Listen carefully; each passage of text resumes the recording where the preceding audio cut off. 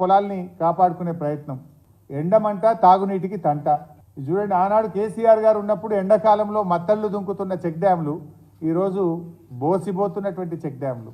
హైదరాబాద్లో మంచినీళ్ళ కోసం అర్ధరాత్రి వరకు వాటర్ ట్యాంకర్ల సప్లై, మళ్ళా బిందెలు, ఖాళీ బిందెలు, ట్యాంకర్ల చుట్టూ పరిస్థితి. నగరానికి నీటి ముప్పు. ట్యాంకర్ కావాలంటే 2 రోజులు ఆగాల్సిందే. కేసీఆర్ గారి హయాంలో అసలు ట్యాంకర్ కనబడ్డదా? ఖాళీ బిందెలు కనబడ్డాయా? మీరు వచ్చిండ్రు, మళ్ళా ఖాళీ బిందెలు, ప్లాస్టిక్ బిందెలు, ట్యాంకర్లు కనబడతా ఉన్నాయి ఈరోజు. అదేవిధంగా ఈరోజు రైతుల ఆత్మహత్యలు. వీళ్ళు అధికారంలోకి వచ్చిన తర్వాత ఈరోజు 174 మంది రైతు ఆత్మహత్యలు చేసుకున్నారు. ఇవాళ వివరాలతో సహా, ఏ ఊరు, వాళ్ళ ఫోన్ నంబరు మీకు మీడియా కూడా ఇస్తాం, వారి పేరు, ఫోన్ నంబరు, వారి విలేజ్ పేరు కూడా పెట్టాం. ఇందులో 174 మంది మీ 100 రోజుల్లో, 100 రోజుల పాలనలో 174 మంది రైతులు ఈరోజు ఈ రాష్ట్రంలో ఆత్మహత్యలు చేసుకున్నారు.